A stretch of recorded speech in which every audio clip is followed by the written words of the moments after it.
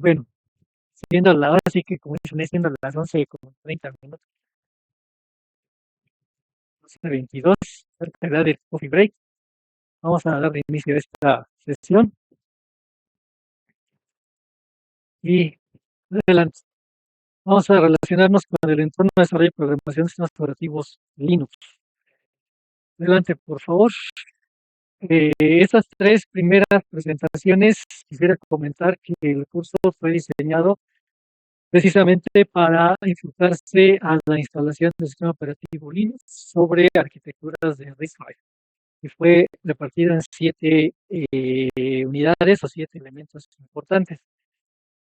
Desde la introducción hasta el último punto, que es precisamente la instalación de Linux en el entorno de RISC-V, pasando precisamente por las cuestiones de análisis de los elementos internos del sistema operativo, como también la parte de la arquitectura de RISC-V, un poquito del análisis de esa arquitectura de CISA, y finalmente el proceso de instalación que se tiene que hacer sobre este tipo de dispositivos. Cabe aclarar que este proceso de instalación se hace sobre la mayoría de los sistemas embebidos. Las tarjetas de embebidos, ustedes tienen ARM principalmente, pero independiente de que tengan ARM como procesador, el proceso de instalación es casi similar del sistema operativo Linux. Bueno, voy a iniciar esta plática con el aspecto básico de clasificación de sistemas operativos. No es vasto porque la clasificación de sistemas operativos es muy grande. Quisiera aclarar que la presentación es debido a la premura con la que se hicieron, algunas están hechas en inglés, otras en español, entonces es una confusión de ese aspecto. Me refiero no a que tenga aquí como una confusión de inglés y español, sino que una presentación se todo en inglés, y otra todo en español y otra todo en inglés, ¿no? Pero bueno, no había más, no había que más. Entonces, hay muchas clasificaciones de sistemas operativos, pero me voy a enfocar a dos, que son la parte de sistemas operativos monolíticos y sistemas operativos microkernel. Estos sistemas operativos bajo esta clasificación, y tiene que ver mucho con la parte interna en la cual están trabajando. Hoy en día los sistemas operativos son la parte intermedia entre los programas de usuario, aplicaciones y el hardware. Entonces el sistema operativo cumple dos funciones. La primera es ser un gestor de los recursos que tiene una computadora o un equipo de cómputo, o ya sea sistema embebido o una laptop o una PC.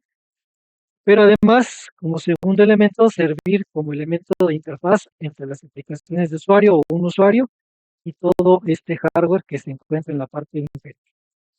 Ese es el objetivo del sistema operativo y esos son los sistemas operativos modernos, para eso están hoy en día. A sistemas operativos como MS2 y los anteriores, pues no tenían este enfoque. Los sistemas operativos actuales, todos cumplen con esta característica, ser el intermedio entre lo que son las aplicaciones de usuario y el hardware. Y estas dos partes de gestión. El sistema operativo, pues entonces es como un administrador de recursos, al final de cuentas, y una máquina virtual para el usuario. Es decir, no le importa al usuario qué hardware esté abajo, él lo que tiene que entender es cómo operar la computadora desde el concepto de máquina virtual. No es como cuando manejamos el carro, no importa qué parte tenga el automóvil, simplemente lo manejamos por los conceptos de abstracción del funcionamiento del auto. Bueno, la principal diferencia precisamente entre este operativo monolítico y microkernel es qué tanta cantidad de instrucciones o elementos se encuentran en uno o el otro. En un microkernel, como su nombre lo dice, el kernel del sistema operativo es muy pequeño, tiene que ser muy breve su elemento interno o sus partes internas para poder operar. Mientras que en un monolítico, cada una de las partes del kernel del sistema operativo son un poco más amplias o están inmiscuidas dentro del mismo kernel. ¿Vale? Voy a adelantarme un poquito y decirles las partes de un kernel o qué es un kernel. El kernel es el corazón del sistema operativo y cumple con 4 acciones importantes: gestionar procesos, gestionar memoria, gestionar el sistema de archivos y gestionar los dispositivos de entrada y salida. ¿Sí? Esas son las 4 partes importantes. Más hoy en día la seguridad del sistema. Entonces, ahí es donde el sistema operativo, específicamente el kernel, tiene su funcionalidad. Entonces, los desarrolladores de sistemas operativos, ¿qué es lo que hacen? Cuando es un sistema operativo del tipo monolítico, colocan estas 5 actividades o 5 operaciones básicas dentro del kernel. Cuando es un microkernel, algunas de estas elementos, los más críticos, se van al kernel y los demás los sacan del kernel. Los sistemas operativos modernos actuales como Windows o cualquiera de ellos tiene la parte del modo kernel y modo usuario, operan en esos dos entornos. Modo kernel se le llama precisamente a todo el conjunto de procesos o programas en ejecución que están en la memoria, que están en modo privilegiado, es decir, en el modo kernel, o que se ejecutan en el modo privilegiado. Y los programas o procesos de usuarios no están en ese modo, simple y sencillamente están en la capa superior de esta arquitectura de los sistemas operativos y realizan precisamente la interacción con esta parte del modo kernel. Entonces, esta forma de coincidir el diseño de los sistemas operativos lleva en sí la finalidad de poder decir, bueno, vamos a proteger el acceso al hardware de todas las aplicaciones de usuario de tal manera que no se permita que los programas de usuario tengan contacto directo con el hardware y por ello no tengan toda la cuestión de deterioro del sistema o de la máquina, sino que yo como sistema operativo voy a controlar todo eso. ¿Vale? Entonces ese es el enfoque por el cual se está haciendo toda esta parte. Bueno, ejemplos de sistemas operativos con kernels monolíticos: Windows, Linux, Unix. Son los ejemplos de sistemas operativos con ese microkernel, con ese kernel, perdón, monolítico. Y los sistemas operativos microkernel, pues Minix es uno de los ejemplos de un sistema operativo microkernel. ¿Sí? Entonces, ahí es la primera parte que sí me gustaría que se comprendiera, ¿no? Es un kernel, que es el corazón del sistema operativo, es sobre el cual vamos a trabajar, y todo lo que sería la diferencia entre un monolítico y un microkernel. Hay muchas otras definiciones, ¿no? Hay sistemas operativos que son encargados de la cuestión de manejo de información esparcida, ¿no? Que se instalan en servidores repartidos, pero esos no los vamos a tocar ahorita, debido a que, vuelvo a repetir, el enfoque del curso es irnos a instalar un sistema operativo Linux sobre una arquitectura de RISC. Bueno, siguiente, por favor. Bien, entonces los sistemas operativos del tipo monolítico basan su operación en lo que es precisamente estos 5 elementos, pero para que las aplicaciones de usuario puedan comunicarse con la parte del kernel, necesitamos algo que se conoce como las llamadas al sistema. ¿Sí? Dentro de los conceptos de sistemas operativos tenemos precisamente ese concepto que sale inmediatamente. Muchos de ustedes han programado o han hecho algunos programas precisamente, ya sean entornos de desarrollo como Visual C++, como quizás Qt Linux o cualquier otro entorno de desarrollo que ustedes hayan utilizado, mismo lenguajes de Java, ¿no? Han utilizado algunos entornos de desarrollo para hacer sus proyectos. Bueno, ya han entendido el concepto de APIs, ¿no? De las APIs, de las interfaces de programación de aplicaciones, que no son nada más que recursos que les entregan precisamente los lenguajes de programación para que ustedes puedan desarrollar su proyecto. Bueno, bajo ese concepto, de una manera en analogía, una llamada al sistema es precisamente un conjunto de funciones que el sistema operativo, en este caso el kernel del mismo, otorga para que las aplicaciones de usuario puedan ejecutarse y hagan uso de los recursos del hardware. Cuando ustedes programan, vamos a ver nuestro Hola Mundo, ¿no? Nuestro Hola Mundo en C, ¿no? Se llama ahí el printf y su agregación de la biblioteca de stdio, obviamente dentro de la función de main, pues ese printf que es parte de la biblioteca de STDIO, realmente si desensamblamos ese código y vamos a ver la parte ya que tiende a ejecutarse después de que el compilador hizo su trabajo, vamos a denotar que dentro hay una llamada sistema conocida como open y write, ¿sí? Que son precisamente esas llamadas al sistema de funciones que van a hacer la interacción con el kernel del sistema operativo para que nuestro mensajito de hola mundo se vea en nuestra terminal, ¿vale? Entonces, esa es la forma en la que trabajan hoy en día los sistemas operativos sintientes.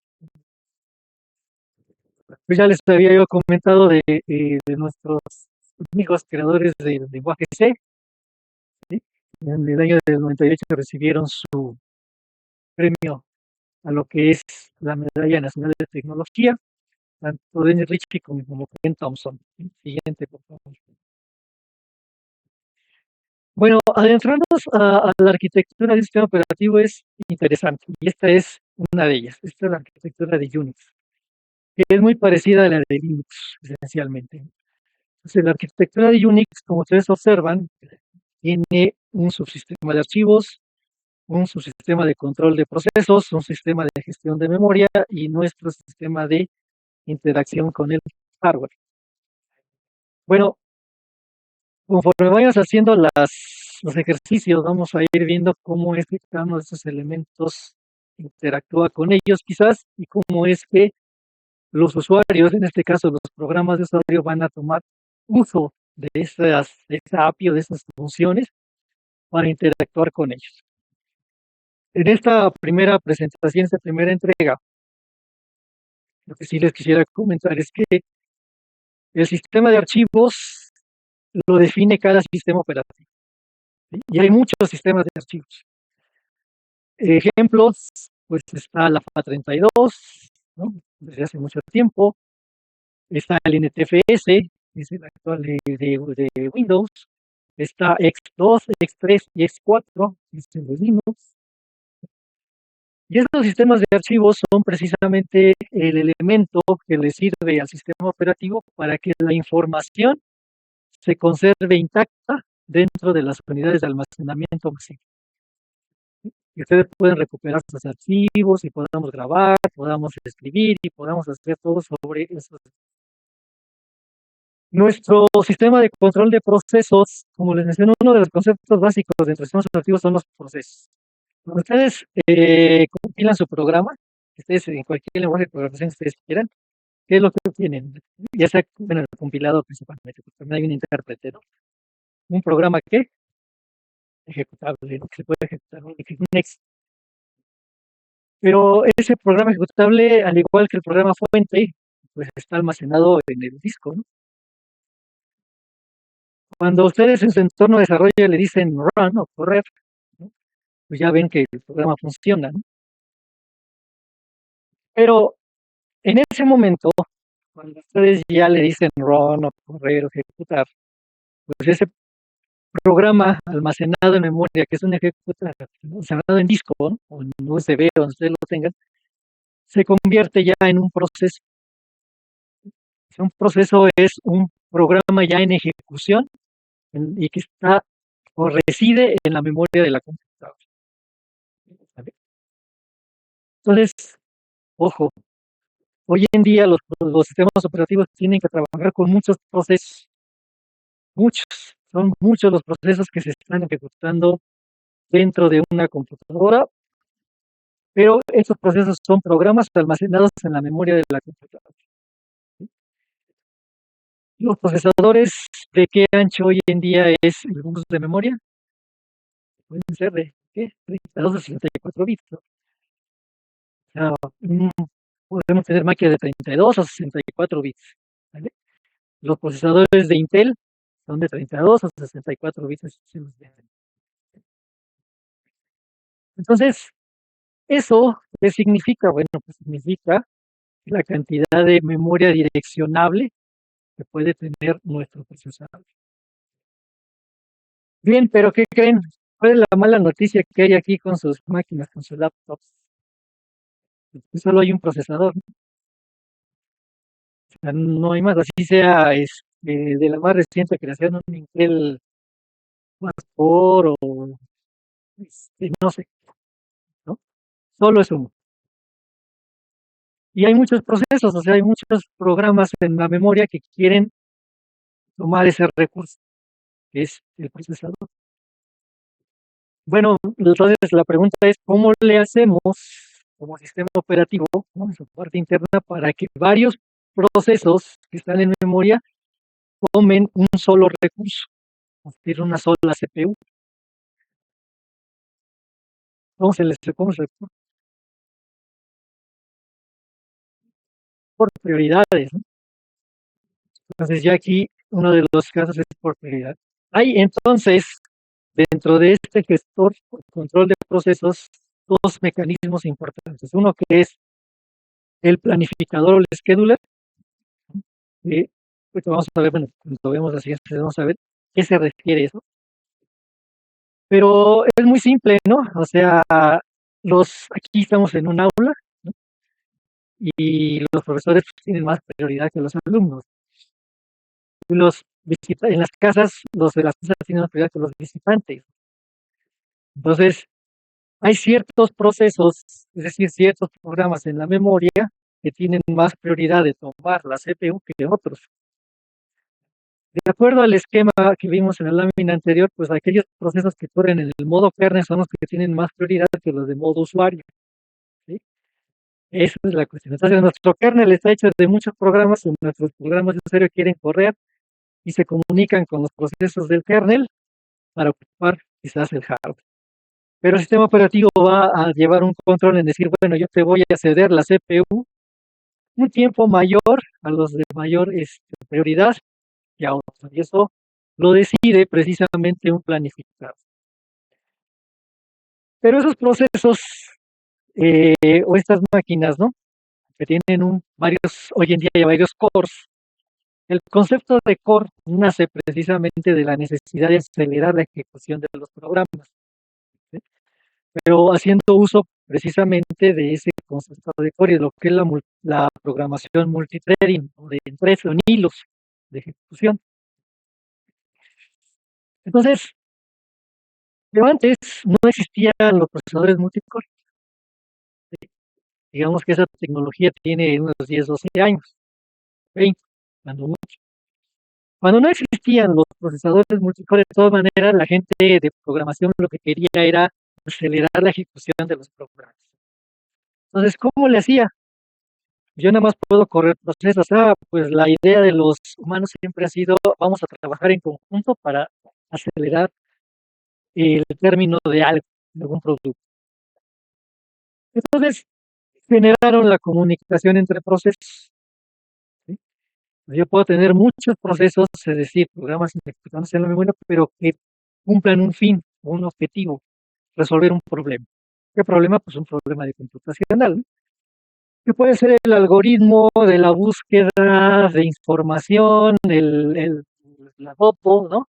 Desde ese algoritmo que yo pudiera encargar a varias personas para que lo resuelvan mejor, o aquel que trabaja mejor con los pivotes, o aquel algoritmo de la resolución de multiplicación de matrices, no sé, ¿sí?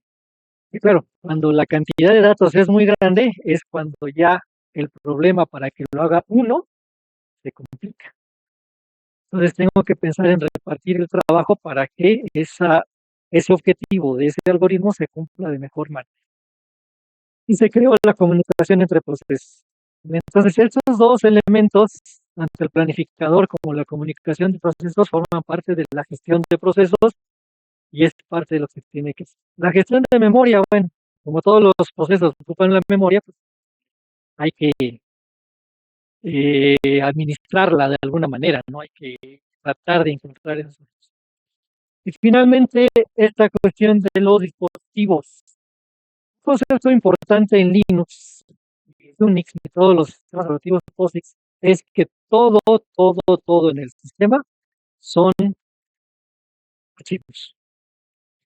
¿Sí? O sea, un disco duro, el teclado, la USB, el disco duro externo, son dispositivos que el sistema operativo los va a ver como archivos.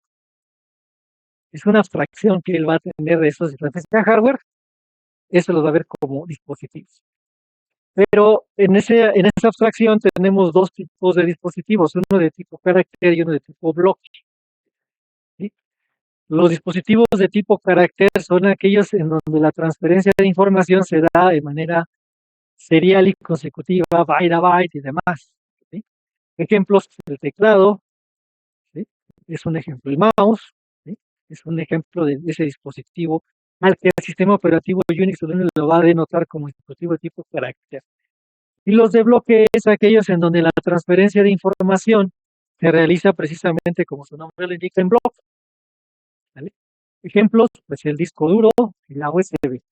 Se transfieren bloques de información desde el hardware hasta los procesos de usuario, pasando por esta parte del sistema de gestión íntegra. Más adelante hablaremos de los device drivers, que son elementos precisamente del sistema operativo que logran ese conjunto de solución al problema de que hay muchos fabricantes de hardware, pero el sistema operativo debe ser capaz de que se puedan interconectar al kernel independientemente de quién fabricó X hardware. ¿Vale? Entonces, para ello, los que hacen hardware tienen que adaptarse a ciertos esquemas que el sistema operativo adopta y le indica para que le diga, si tú quieres hacer un hardware y quieres que ese hardware se gestione por mi sistema operativo, tienes que cumplir con estas reglas. ¿Vale? Siguiente. Y bueno, el primer sistema operativo que vamos a analizar es Unix, y vamos a ir muy rápido. Fue generado en el año de 1970 a inicios y después pues, surgieron varias compañías que tomaron a ese Unix y se comenzó a hacer propietario de ESCO, de IBM, de AT&T, de Berkeley, de Sony, de DEC y demás. Ese es el problema hoy en día de Unix. ¿Sí? Y fue tomado posteriormente, AT&T lo crea, pero posteriormente diferentes compañías compran sus propios derechos y entonces comienza a generarse todo un gran mercado de desarrollo de Unix. ¿Sí? Lo que hoy podemos tener como acceso a Unix, como mencionaba, es BSD.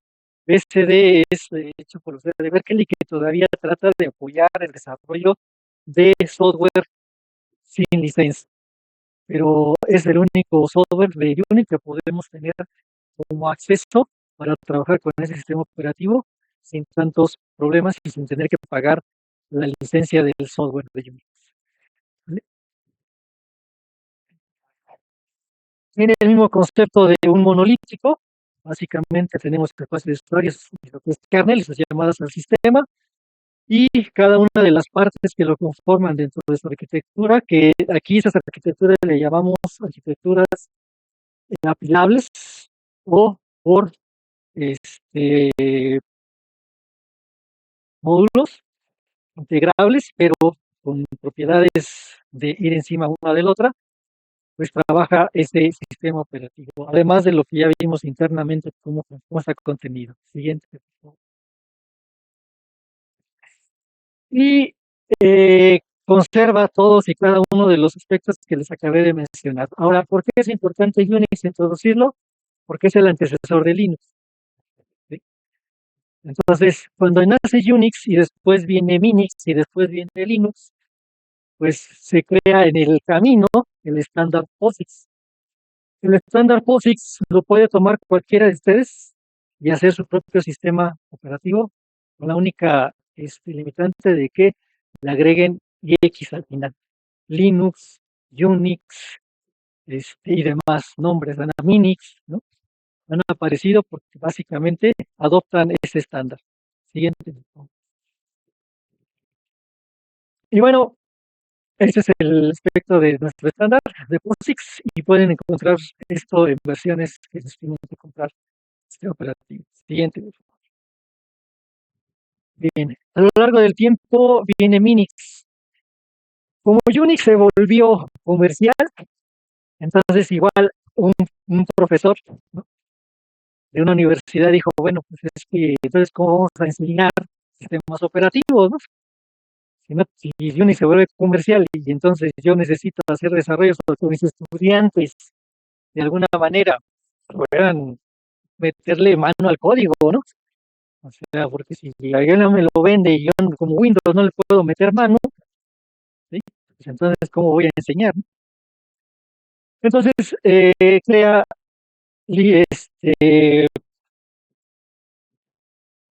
Andrew Stanenbaum, el de los libros, ¿no?, crea Minix y lo vuelve un sistema operativo flexible, de código abierto, rentable y además seguro. La única situación es que es microkernel, ¿sí?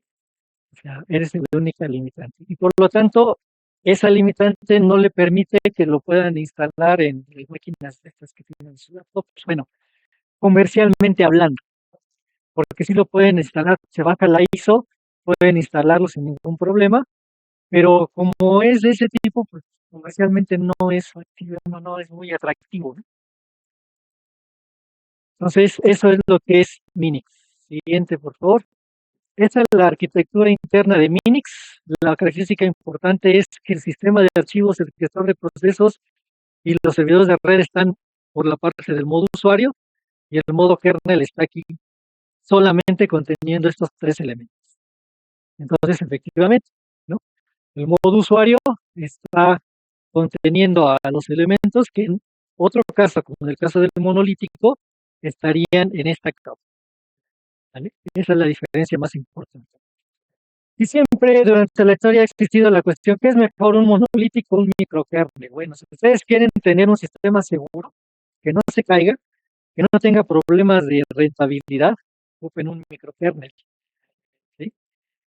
Sistemas críticos en donde llegase a fallar un sistema operativo sería catastrófico, mejor un microkernel, ¿sí? Máquinas en donde no es si pues llegan a fallar, pues como ahorita, ¿no? Falló y pues, no importa, o sea, tomamos otra. No está en un proceso de producción, no está en un proceso de fabricación, no está en un proceso de transporte, o sistemas de transporte, no está ahí. Entonces, no importa, ocupa un monolítico. ¿Cuál es la diferencia principal y básica entre un monolítico y un microkernel a nivel de usuario del que lo ocupa? Bueno, pues si yo compro un hardware, en un monolítico puedo llegar y lo conecto y funciona. En un microkernel no funciona. ¿Por qué? Porque la parte de device driver y controladores de hardware está cercana al kernel. Y la mayoría de las veces lo que hace el diseñador es que cuando ya en ejecución, los controladores los vuelve parte del kernel. Por lo tanto, no permite que exista un nuevo controlador con un nuevo hardware. O sea que yo compile el kernel y vuelva a ser el corazón del sistema operativo para que ya le haga caso a ese dispositivo de entrada. Entonces, de esa manera es como los device drivers de ese nuevo dispositivo ya pueden estar integrados a mi nuevo kernel. Así es como trabaja el microkernel. De esa manera no sucede una detención del operativo, no sucede ninguna cuestión de esa índole. Siguiente. Y bueno, igual que cualquier otro sistema operativo, pues va a gestionar procesos, va a atender mensajes, va a hacer interrupciones, tener interrupciones de entrada-salida y va a tener ejecución de procesos sin ningún problema. Pero obviamente al ser mi microkernel, Minix en este caso, pues va a tener una menor cantidad de fallas con respecto al monolítico, ¿vale? Siguiente, por favor. Y bueno, quizás todos sepan la historia o quizás la recuerden o quizás no, pero a partir del desarrollo de Minix viene Linux, ¿sí? Corría por ahí el año de 1982 y los que en aquellos tiempos vivían, ¿no?, y estaban adentrados en los sistemas de cómputo recordarán que nace el procesador 386, ¿no? con la gente de Intel. Intel nace desde 186, 8088, 8186, 286, 286, el 186 nunca vio la luz, pero ahí estuvo. Pero llega el 386, ¿sí? Los que en aquellos tiempos tuviéramos las máquinas, ahora sí con nuestros gabinetes y nuestras terminales de CRT, ¿no? Y nuestro teclado y nuestro mouse, provenientes de las ideas de Macintosh, ¿no? La gente de Macintosh. Gracias a Steve Jobs y sus ideas, ¿no? Él no hizo nada, pero bueno, con las ideas, pues tuvimos en su momento la Apple II con esa integración de todos estos elementos ahí. Y fue un gran golpe comercial y auge a la computación de escritorio, a las terminales. Ese fue el gran auge. En cuanto a lo que es diseño de computadoras, ya de escritorio y demás, porque obviamente pues ahora existía el desarrollo de software, ¿no? Venía ya la gente de Microsoft avanzando. Bueno, en ese camino, en 386, lo que el 386 le vino a traer a la industria de procesadores fue el modo protegido, ¿sí? Una de las cosas, y el pipeline, ¿sí? Estos dos conceptos, junto con después lo que es la arquitectura Harvard de los procesadores, le vino a dar un impulso enorme a todo lo que es la ejecución de procesos dentro de la industria de cómputo, ¿sí? Entonces, existía Minix, pero se ejecutaba sobre máquinas con procesador 286, que es lo que hizo Tannenbaum. Linus Torvalds estaba haciendo su maestría en una universidad de Finlandia y decidió, ¿no?, tomar el código de Minix para que ahora se migrara a este 8386 y pudiera cubrir las facilidades que este procesador tenía. Pero además, en aquellas épocas, pues estaba el auge del Internet, las primeras versiones del Internet. Cuando Linus Torvalds logró botear, logró arrancar Minix sobre la 386, dio a conocer esta situación y la divulgó en la red de Internet, ¿sí? Y es así como nace la primera versión de Linux ya en la historia, ¿vale? Entonces, obviamente cambió algunas cuestiones del kernel, de lo que es la arquitectura de Linux, para adaptarla a lo que es el procesador de 86, y obviamente con la visión de que ya no fuera microkernel, sino que fuera monolítico, ¿vale? Eso es lo que Linus Torvalds le otorga esa parte. Siguiente, por favor. Y esta es la arquitectura del sistema operativo Linux en sus versiones actuales. El kernel está en la parte de acá y todos los elementos están por fuera, ¿no? Entonces tenemos recursos para programadores, para webmasters, para administradores de sistemas y usuarios. Lo que a nosotros nos importa es esta parte porque es aquí el kernel. Ustedes pueden instalar, bueno, el sistema operativo vienen diferentes distros, se le llaman distros, que puede ser Ubuntu, puede ser Fedora, puede ser Raspbian, puede ser lo que ustedes quieran. A esas distros la diferencia está precisamente en los recursos que se instalan, pero el kernel es exactamente el mismo. Puede ser el mismo o puede ser diferente en cuanto a versiones, ¿sí? Entonces, Linux tiene kernels y varias versiones, varias distros. Lo que los diferencia es que tienen diferentes recursos para atender estos elementos para el sistema operativo, pero el kernel puede ser el mismo. Entonces, ¿quién hoy en día se hace cargo precisamente de gestionar las versiones del kernel? Pues Linux Torvalds, ¿sí? Existe desde la versión 1.0 hasta la versión 5 punto y tantos, que actualmente está trabajando en la página de kernel.org, linuxkernel.org, y que ustedes pueden bajar sin ningún problema. Y se puede compilar el kernel, ¿sí?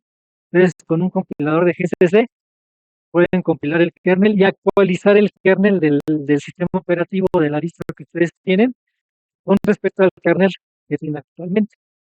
¿Por qué? Porque el kernel es esta cosita y el sistema es todo esto, ¿vale? Entonces, por eso es posible. Esto no lo pueden hacer con Windows, ¿no? Pues esto ni soñando. Nada más les venden la versión 10, la 11, que es la actual, y ya, ¿vale? Y nada más agarran todo el operativo, lo instalan y no se meten con la actualización de kernel. Obviamente hay actualización del sistema que lo mandan desde allá, conectado a la red y se actualiza el sistema. Bueno, siguiente, por favor. Entonces, esas serían las diferencias entre Linux y Microsoft, ¿no? Microsoft. Siguiente, por favor.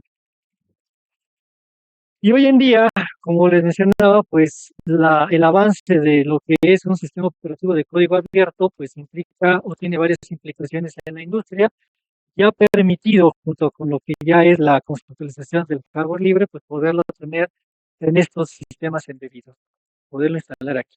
Obviamente no es el único, ¿sí? Han existido también otras propuestas como Migo, y otros sistemas operativos, pero al ser Linux y tener esa historia, pues básicamente es lo que le da el caminito a tener que trabajar. Hasta la gente de Intel pues no ve mal el hecho de que ahí esté instalada en sus máquinas siguientes. ¿Sí?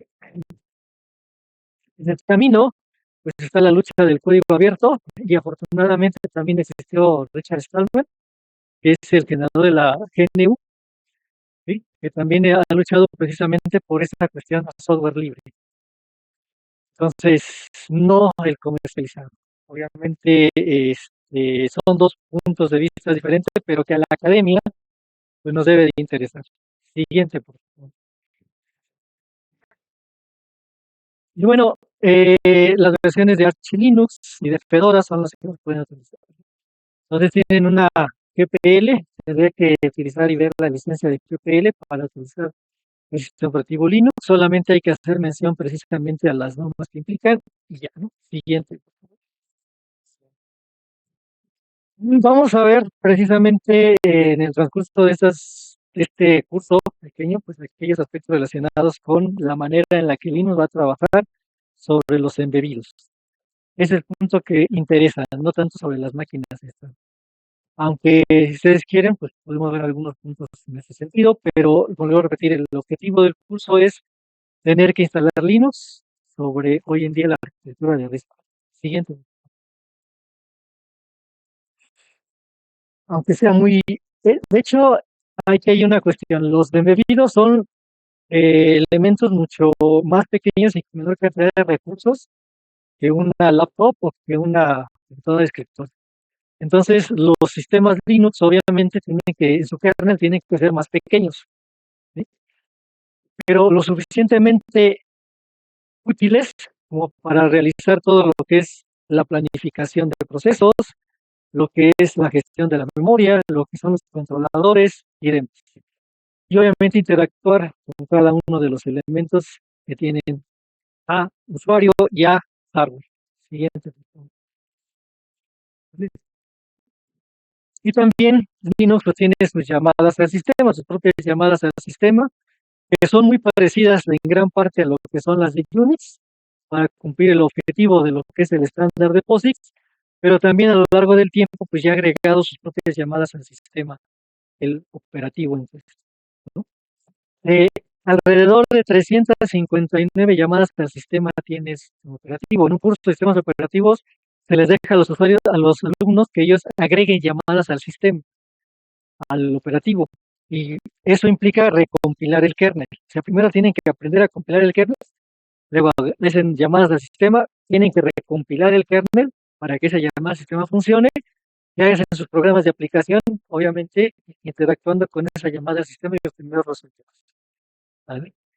Entonces, afortunadamente hoy en día, pues los alumnos se arreglan muchos problemas por la cantidad de recursos en la red, por no llamarle tutoriales, que existen para compilar un kernel, para agregar las llamadas al sistema, ¿sí? Pero lo que sí es saber dónde le vas a mover para que esto funcione, ¿no? Al siguiente, por favor.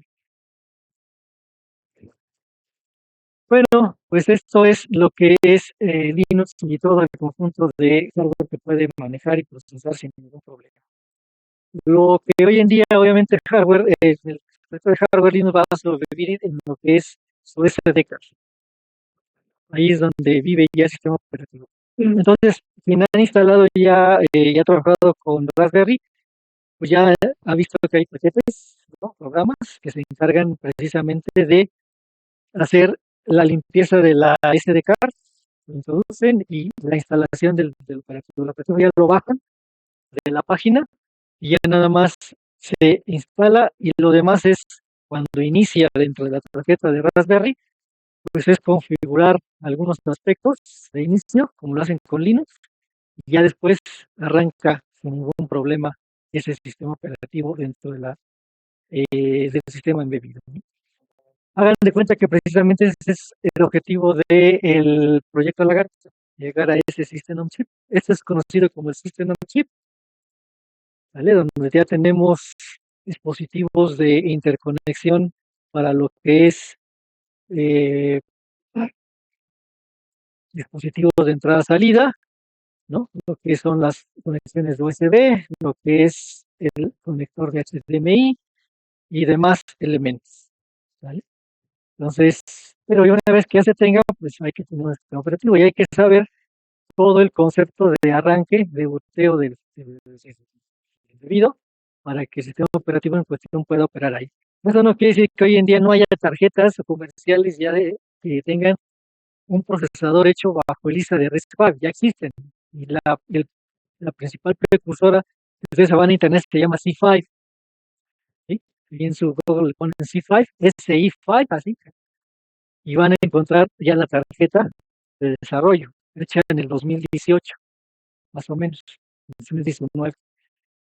Pero bueno, el conocer todo el caminito es parte del proyecto de la GAFTA. Siguiente. Y obviamente, pues toda la interacción que se tiene que hacer desde la parte de arriba con la de abajo, que no cambia, a excepción solamente de este punto en donde se tiene que hacer el arranque. De hecho, vamos a ver cómo se hace un arranque con un 76 y cómo se hace el arranque para lo que es un embebido. ¿Sí? Hay diferentes protocolos y formas porque son diferentes entornos de desarrollo y eso es lo que vamos a ver cuando veamos esta parte siguiente, por favor. Mientras se está atendiendo la llamada. Siguiente, por favor. Bueno, las versiones del kernel que ustedes pueden bajar de kernel.org vienen en dos sabores, la inestable y la estable, y están denotadas por los números que están en la parte final de esas versiones. Yo les invito ahorita que si quieren, pues visiten la página de kernel.org y van a ver las diferentes versiones. Hay incluso eh, páginas de internet en donde ya se analiza el kernel en su parte interna y ustedes pueden ver los elementos del mismo, ¿no?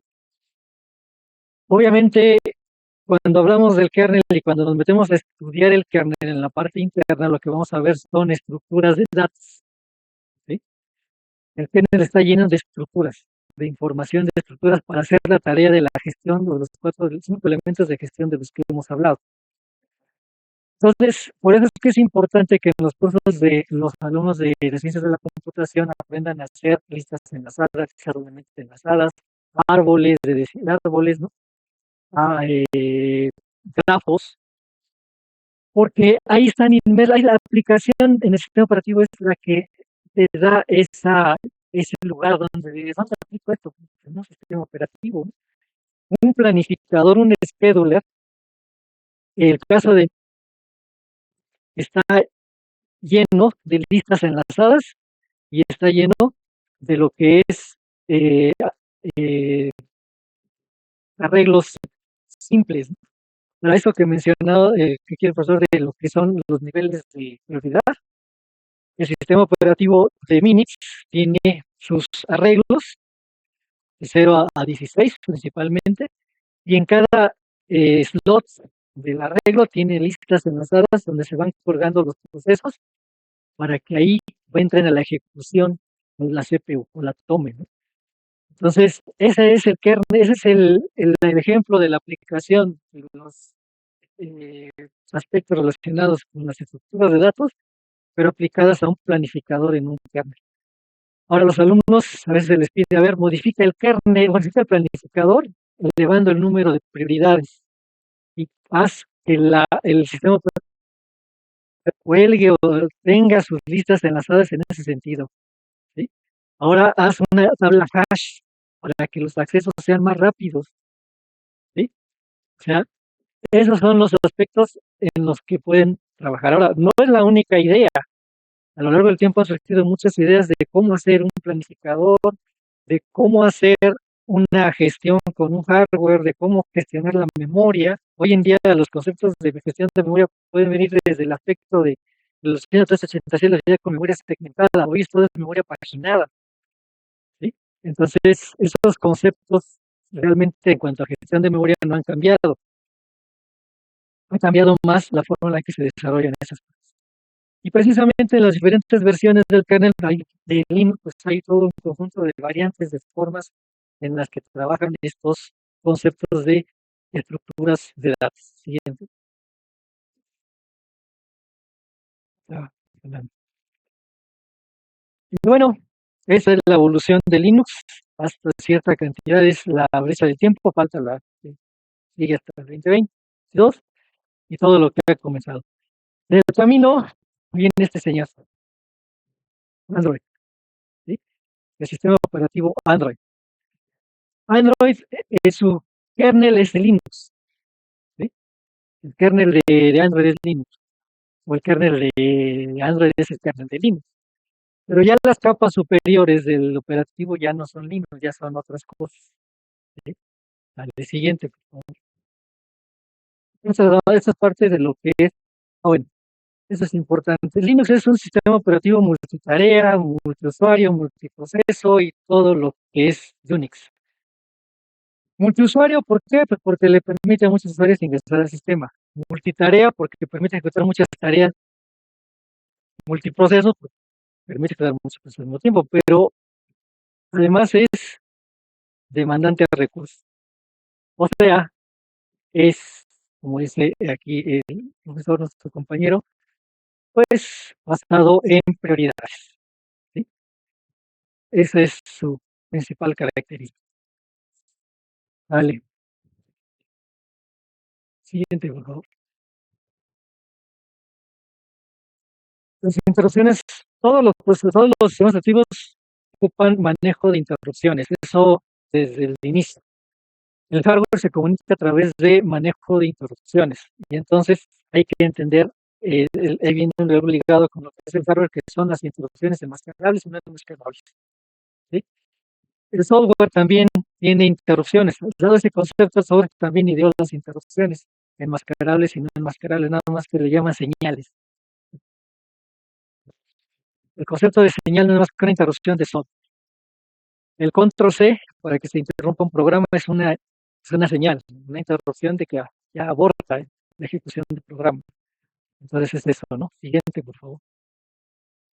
Eso es lo que van a ver ahí en la página de kernel.org, de las diferentes versiones. Pero hay otra página que se llama Tomoyo, en donde ustedes pueden indicarle cuál es la versión de kernel que ustedes quieren tomar y quieren saber, por ejemplo, la estructura de la tabla de procesos, ¿sí? Se llama struct process, tal cual, ¿sí? O struct task, dependiendo del sistema operativo. Le ponen struct task y le dicen de qué kernel y les aparece todos los elementos de la estructura de struct task que contiene, ¿sí? Lo mismo para la gestión para cualquiera de las demás. Siguiente, por favor. Y pues esta es la arquitectura de Android, que viene en su página oficial. Lo más interesante es que de aquí para acá está programado en Java. Necesitamos una máquina virtual de Java para que pueda trabajar en cualquier arquitectura, pero aquí abajo está Linux. El kernel de Android es Linux, ¿sí? Y eso es lo maravilloso que tiene su Android, ¿no? Claro, en el caso de la gente de iOS, cuando se programa para iOS, pues ya tiene sus sistemas operativos. Una de las cosas que no tenía Mac era las cuestiones de sistema operativo, no tenía una máquina, pero adolecía mucho del sistema operativo. cuando vino la Macintosh como tal, precisamente, pues pidió ayuda para el desarrollo de la interfaz gráfica, que es idea de la gente de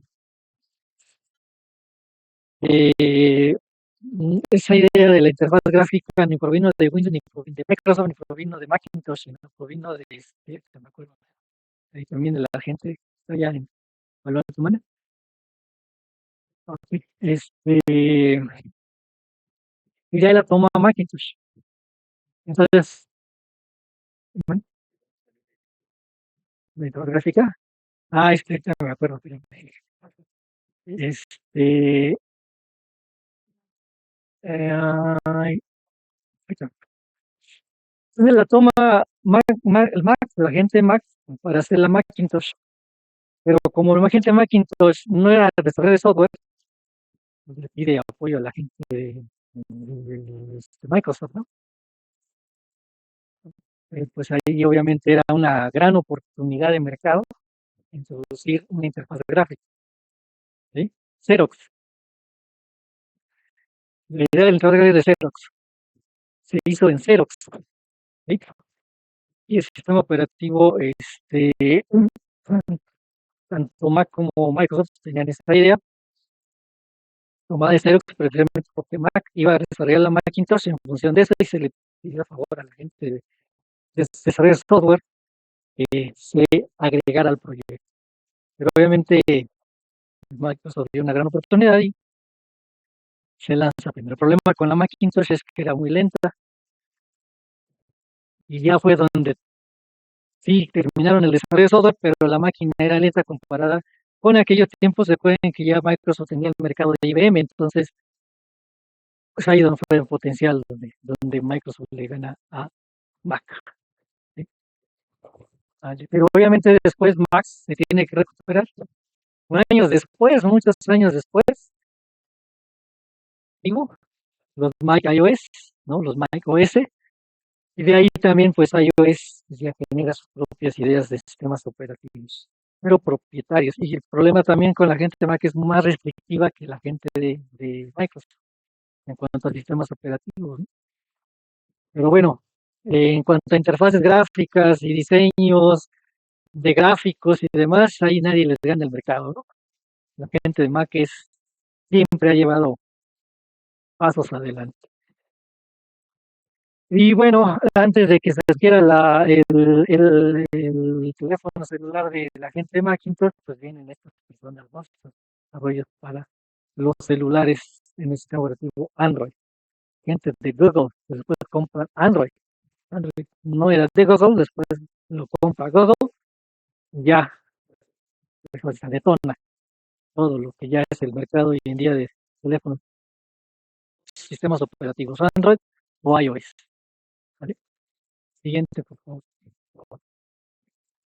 Y pues ya terminamos la primera presentación, ¿no?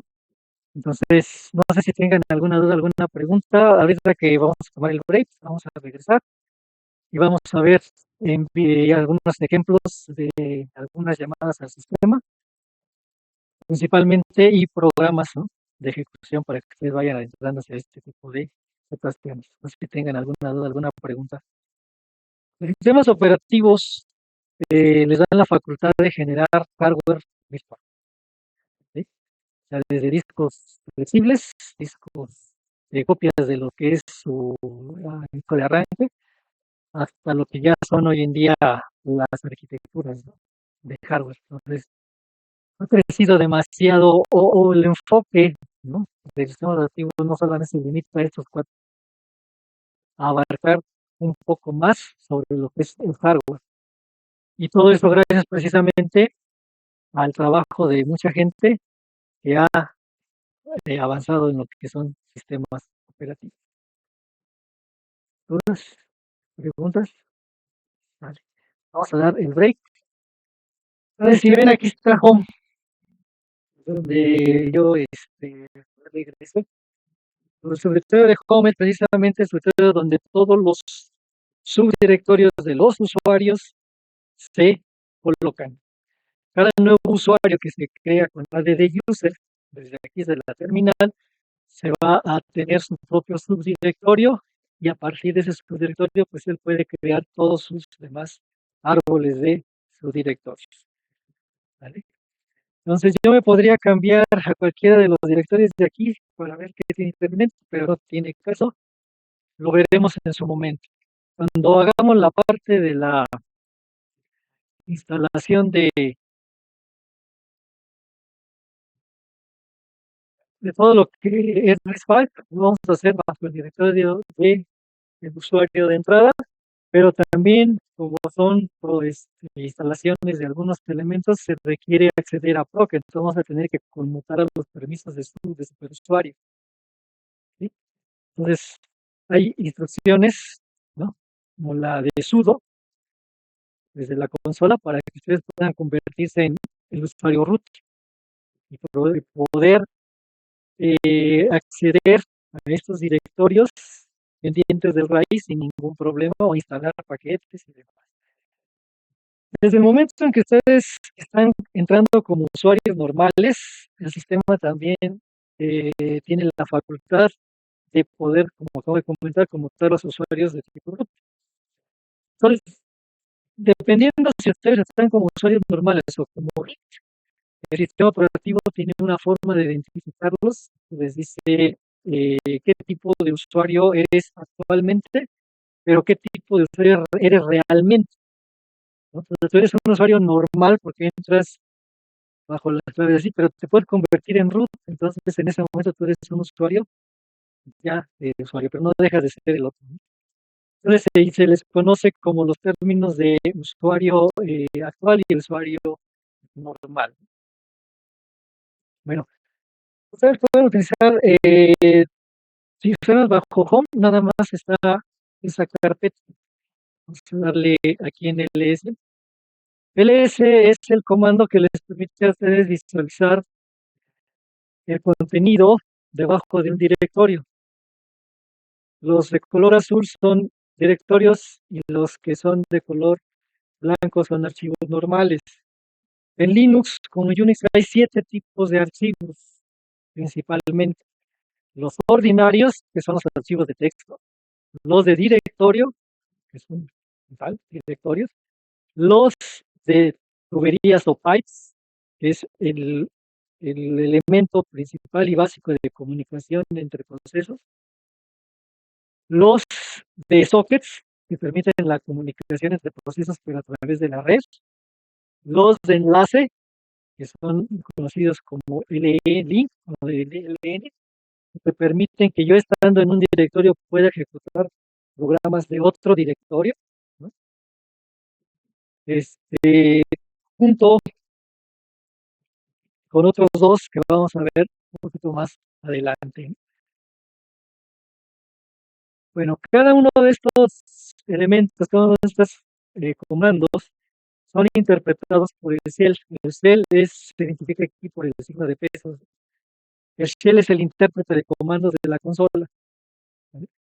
Y esencialmente pueden haber varios shells, ya sea bash, ASSH, ¿no?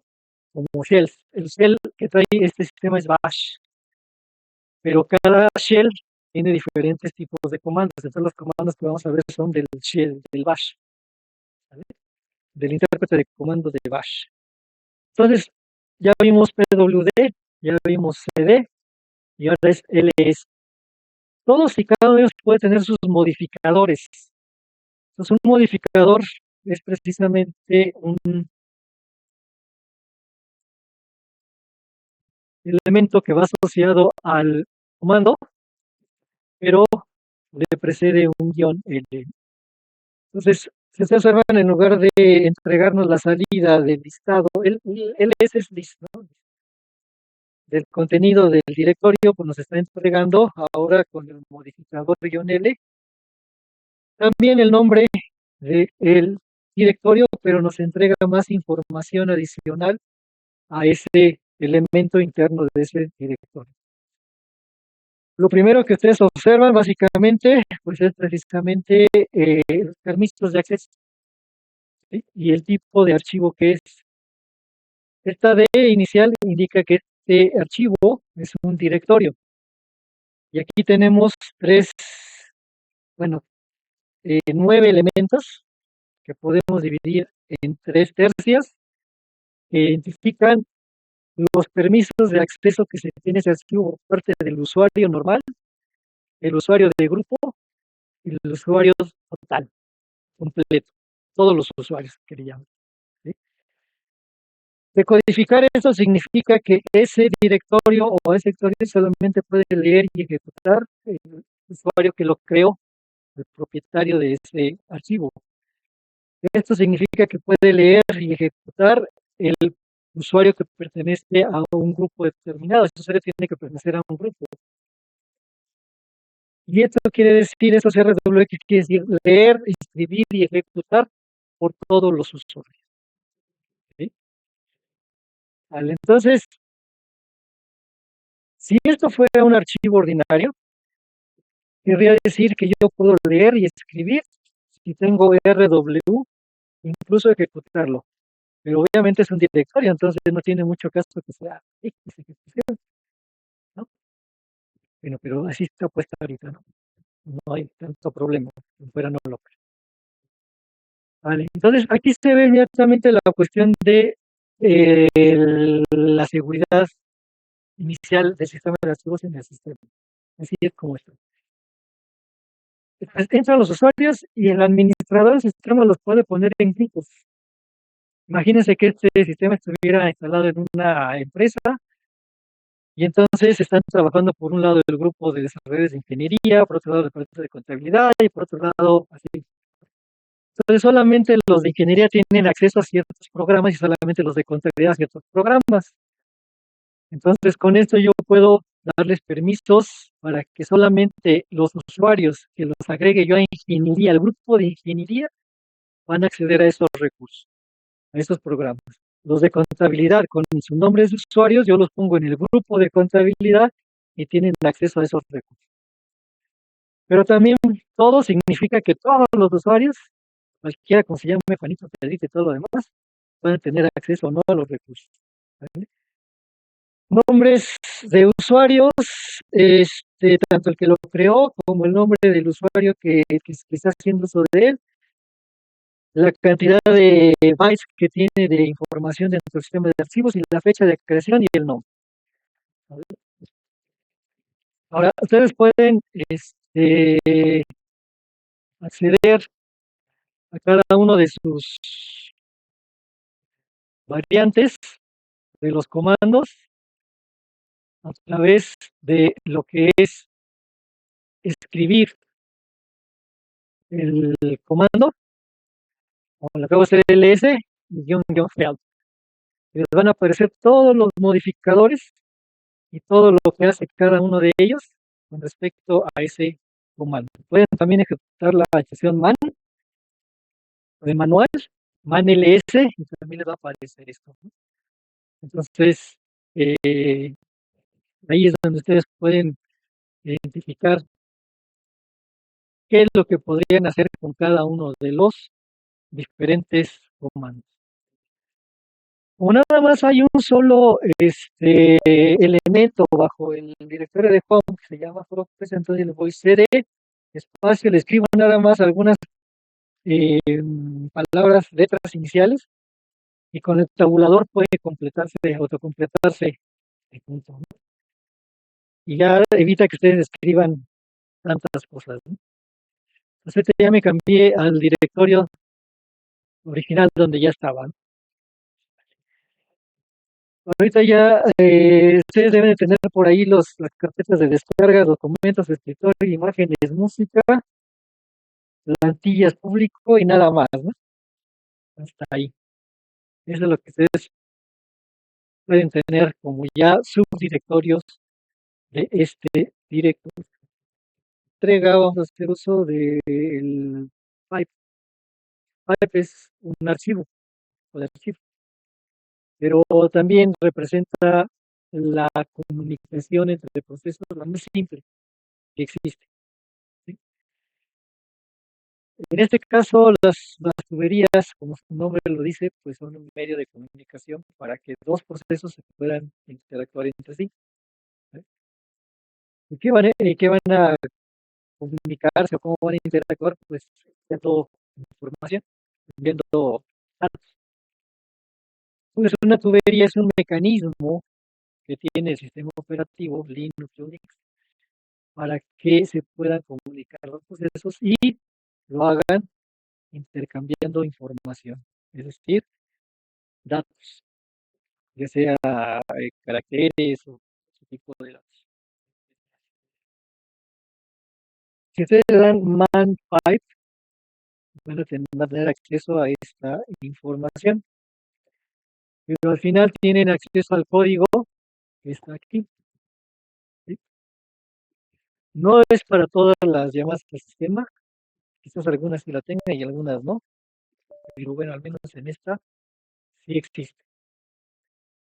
Entonces, observen que sigue el mismo formato de los programas de C, es decir, la inclusión de bibliotecas, el in, main, HC, HTTP, y nuestras definiciones de variables locales, en donde lo que caracteriza aquí es esta variable de tipo entero que es denominada como pipe FD. Pipe por el nombre de tubería y FD por el nombre de descriptor de archivo. Mañana vamos a ver el concepto de descriptor de archivo. Ahorita solamente se les menciona. Luego viene un tipo de dato P y D-T, que es, esto viene de POSIX, es una variable entera, nada más que es el ID del proceso, ¿sí? Process ID, dice su nombre de variable es PPID. Y luego viene un charbuf. Aquí, como verán ustedes, ya vienen incluidas nuevos tipos de datos, pero no porque sean nuevos tipos de datos del C, sino que estos tipos de datos ya están previamente predefinidos en las bibliotecas del sistema, ¿sí? ¿Vale? Y hay muchos de estos tipos de datos, pero que se apegan al estándar de POSIX. Luego viene un if, en donde ustedes van a evaluar los dos argumentos de entrada, porque el programa corre con dos argumentos.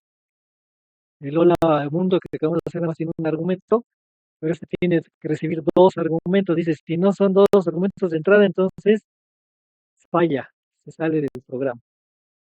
De lo contrario, utiliza esta llamada al sistema pipe, esta función pipe, que no la van a ver definida en el programa porque es una llamada al sistema para crear la tubería.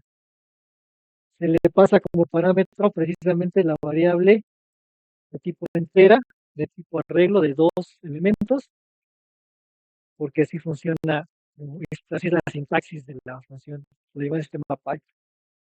Y nos tiene que regresar un valor diferente de menos, bueno, un valor entero, diferente de -1, para dedicar que esa llamada al sistema se produjo de manera apropiada. Si nos regresa un -1, entonces fue un error. No pudo hacer la llamada al sistema. Y luego viene otra llamada al sistema que es for. ¿Alguien ha pensado se llama sistema for? ¿Para qué sirve? Crea un proceso. No es un constructor, es una función, una llamada al sistema que lo que se encarga es crear un proceso dentro de otro proceso. Yo tengo un proceso aquí ejecutándose, donde ya se está en la memoria, pero llega esta línea y se encuentra aquí con una llamada for, y lo que hace es crear otro proceso. No es un hilo, es un proceso. ¿Sí? Mañana vamos a ver el concepto de proceso y la diferencia entre hilo, ¿no? Proceso, en términos generales, como les dije, es un programa que no se en la memoria, pero es mucho más que eso, ¿no? Es como un autómata porque tiene estados, está en un estado, está ejecutándose, está esperando a ejecutarse, está viviendo en la memoria, esos estados están en la memoria de la máquina. Pero también ocupa recursos, ¿sí? Como es un programa, recuerden que los programas, quien ha hecho programas en ensamblador, recordará que el código de ensamblador lo dividimos en secciones, texto, datos, ¿no? Y a veces manejamos el stack, ¿no? Bueno, un proceso en memoria, pues es lo que tiene stack, text, el área de texto de código y el área de datos. El área de datos se divide en dos, las variables inicializadas y las no inicializadas, ¿sí? Entonces, aquí tenemos el ejemplo de que definimos variables eh, locales al funcionamiento, pero no inicializadas. Esto se va al área de datos, pero está en una subárea, ¿no?, de variables no inicializadas. Se llama BCS. Las inicializadas se guardan en otra área, ¿sí?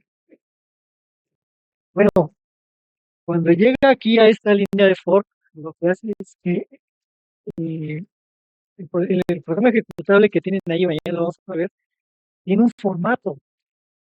O sea, ese exe, el compilador le hace un formato, así como vienen los formatos de los archivos WAV, de los MP3 y demás.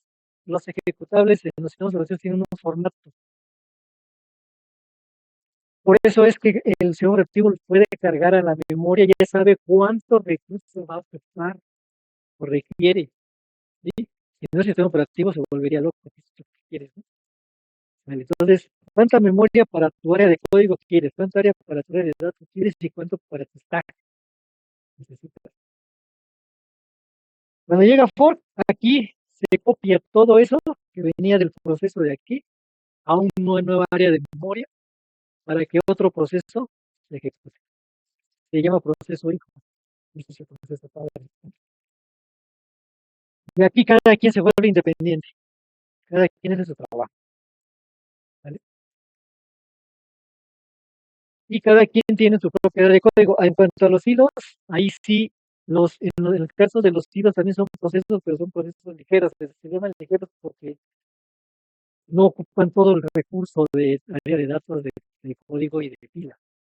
Y aquí sí, si tú ocupas 60 megas, 60K de tu proceso padre, 60K va a tener el hijo. Una copia tal cual. Entonces, tenemos procesos pesados porque ocupan la misma cantidad de memoria. Los hijos no, o los tres no, ¿verdad? Porque ahí lo único que comparten es, ahí sí comparten código, comparten datos. Lo que no comparten es el stack.